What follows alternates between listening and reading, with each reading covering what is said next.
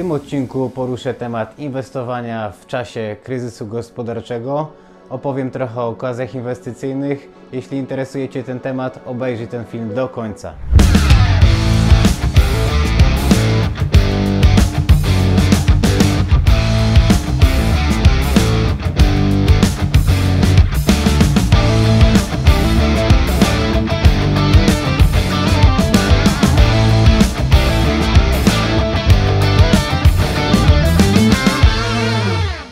Cześć, witam Cię serdecznie na moim kanale. Ja nazywam się Michał Tejza, jestem inwestorem i deweloperem.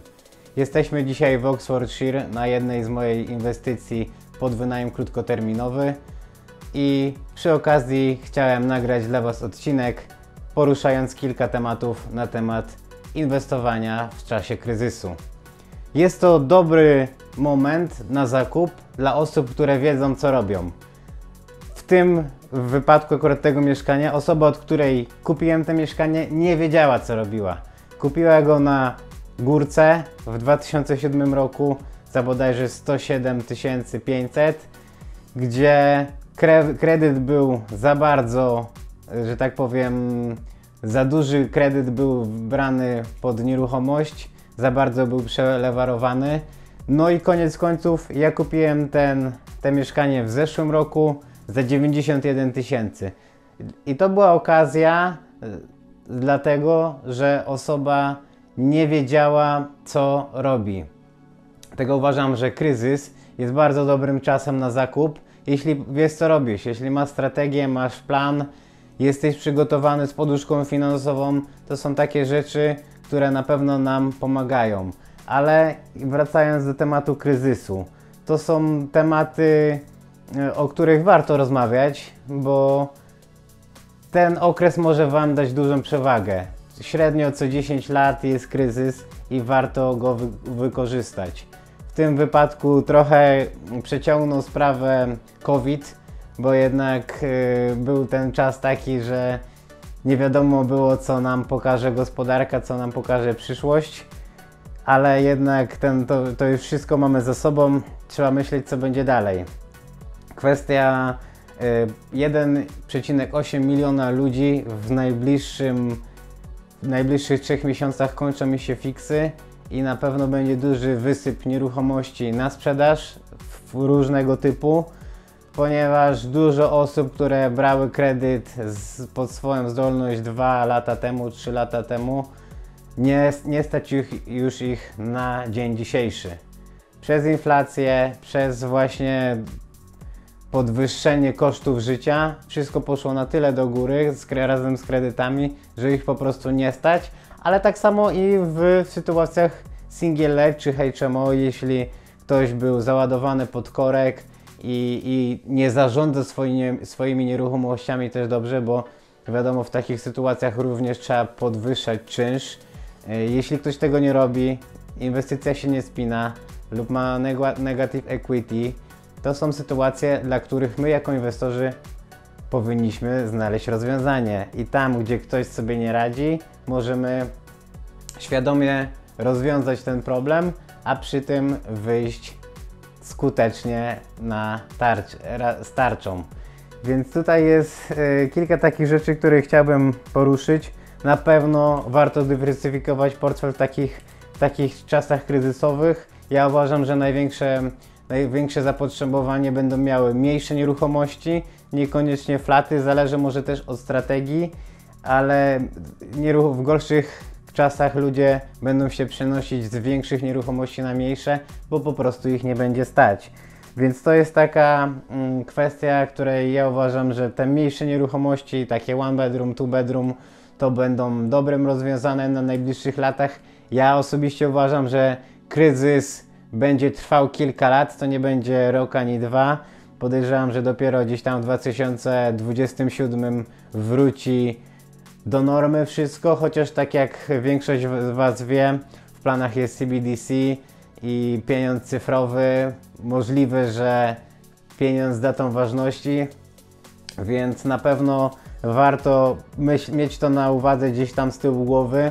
Przez najbliższe lata kupować tych nieruchomości jak najwięcej, no bo jeśli się okaże, że pieniądze mają datę ważności lub jakieś dziwne inne sytuacje, które mogą mieć wpływ. Tak samo no, kontrola tych wszystkich transakcji. Na razie mamy gotówkę, mamy tą wolność, a co będzie za kilka lat, tego nie wiemy, ale na pewno warto wykorzystać ten kryzys mądrze. Najbliższe 2 lata, przynajmniej 3 podejrzewam, ale to podejrzewam, że te 2 najbliższe lata będą naprawdę mocne, jeśli chodzi o możliwość okazji inwestycyjnych. My jako inwestorzy, ja osobiście specjalizuję się w wyszukiwaniu okazji inwestycyjnych i zależy mi, żeby wyciągać kapitał jak najszybciej to możliwe, żeby jak najszybciej te portfolio skalować.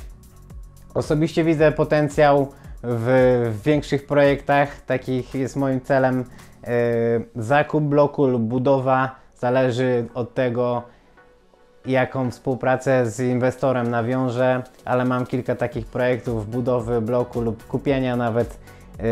Często singielety po prostu się nie spinają, można kupić cały budynek na jednym tytule i podzielić go na mniejsze, zmienić strategię, zmienić wykończenie, podnieść jakość i to na pewno da zarobić. Także takich kilka strategii jest, które mają potencjał na kryzys i na pewno na tym wyjdziemy długoterminowo bardzo dobrze.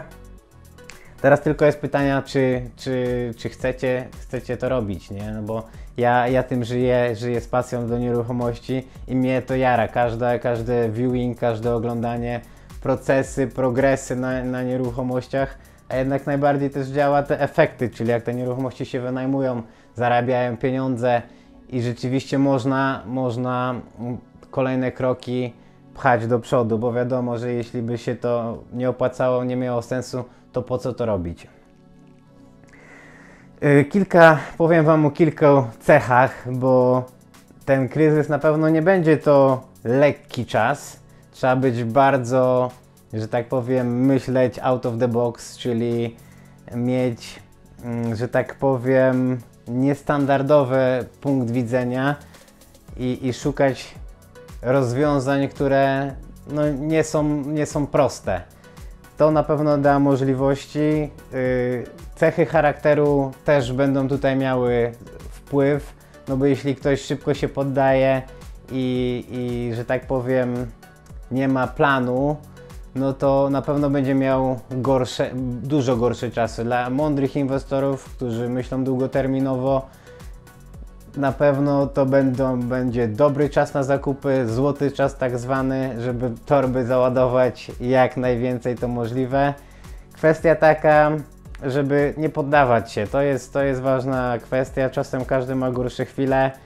Myślę, że sport, ja osobiście uważam, gdzie trenuję na co dzień, sport daje mi dużo, że tak powiem, rozładowania emocji, ale też przejrzystej głowy. Idę na trening, wchodzą nowe pomysły, aktywność sportowa, czyli basen, też ważna jest regeneracja, jakaś sauna, jacuzzi, żeby w tych czasach trochę mieć, w tym momencie mieć trochę chwili dla siebie do przemyślenia, co można zrobić, co ulepszyć, jakie rozwiązanie w tej chwili znaleźć, żeby to ruszyło, żeby to kliknęło, żeby to szło do przodu.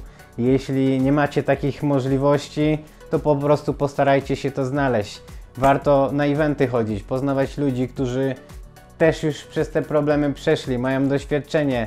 Jeśli nie jesteś, gubisz się, może warto skorzystać z jakiejś pomocy psychoterapeuty lub kogoś, kto pomoże opanować emocje, poukładać sobie to w głowie, żeby rzeczywiście ta inwestycja, ten progres przynosił nam radość, a nie tylko jakieś uciążenie i mękę z tyłu głowy, po co to robimy. Także uważam, że będzie dużo możliwości sukcesu w najbliższych latach, tylko trzeba to dobrze wykorzystać i cierpliwości trzeba. Czasem nieruchomości, jak pamiętam z tą nieruchomością, ktoś chciał kupić wcześniej, w międzyczasie 2 osoby w trakcie się wysypały transakcje, ale jednak cały czas przypominałem się regularnie, że jestem zainteresowany i w końcu udało się to kupić. Podejrzewam tam około 40 000 poniżej wartości rynkowej, więc no wiadomo, to są pieniądze, które zostają w kieszeni i można je mnożyć na kolejnych projektach. Osobiście wolałbym się skupić teraz na większych rzeczach niż pojedyncze nieruchomości, no ale też nie wykluczam, jeśli jest jakaś dobra okazja, no to czemu nie? Co do tych okazji inwestycyjnych, to chciałem jeszcze poruszyć kilka tematów, właśnie, że te spadki ceny będą na pewno dla tych osób, których nie stać. Jeśli kogoś nie stać na taką nieruchomość, no to będzie musiał to sprzedać. Mimo tego, że ktoś to kupił drożej, też na pewno w nowych nieruchomościach będzie luka, no bo jeśli ktoś kupił 2-3 lata temu nieruchomość nową od dewelopera, wiadomo, z ceną premium, to po kilku latach nieruchomości ta już cena nie jest taka, jak była wcześniej. I jeśli teraz taką osobę nie stać na utrzymanie tej nieruchomości, jest zmotywowana, żeby ją sprzedać, no to z reguły sprzedają ze stratą i będzie można kupić to w dobrych pieniądzach, ale to wszystko też od strategii, czy się to opłaca. Dla siebie, podejrzewam, do mieszkania ma to sens, ale jeśli na wynajem, niekoniecznie. Może też zależy od sytuacji, komu będziemy to wynajmować. Ale na pewno będzie tych możliwości dużo. Dużo, tak jak powiedziałem, jest już blisko 2 miliony osób, kończy mi się fix na starych warunkach, to będzie możliwość. Patrzcie na to, ustawiajcie sobie powiadomienia na lokalnym rynku, żeby obserwować, co się dzieje, co można, że tak powiem, wyszukać. Na pewno większe nieruchomości będzie dużo na sprzedaż, takich to po prostu ludzie będą musieli zmienić na mniejsze. To jest, a szczególnie w drogich miastach, jeśli ktoś tam ma 5 bedroom, 6 bedroom, 4 bedroom, a nagle ga stać tylko na 1 czy 2, no to wiadomo, jest zmuszony, żeby to sprzedać. Więc na pewno warto rozmawiać z lokalnymi agencjami, wpisać się na listy, jeśli ktoś jest zmotywowany, żeby sprzedać, to żeby dzwonili do Was, ustawienie powiadomień na wszystkich stronach na markecie. Na pewno takim jeszcze tipem dla Was, który może Wam pomóc, to jest wyszukiwanie nieruchomości off-market, czyli wysyłanie listów bezpośrednio do właścicieli. Warto się rozglądać za zaniedbanymi nieruchomościami, które widzicie z zewnątrz, że są bardzo zaniedbane, zarośnięte. Na Land Register można znaleźć, kto jest właścicielem. Nie zawsze jest, wiadomo, aktualny adres, ale to kosztuje tylko 3 funty. Tylko 3 funty, żeby zobaczyć, czy jest taka szansa, żeby skontaktować się z właścicielem, czy nie. Jeśli jest, wysyłacie list, pukacie na drzwi.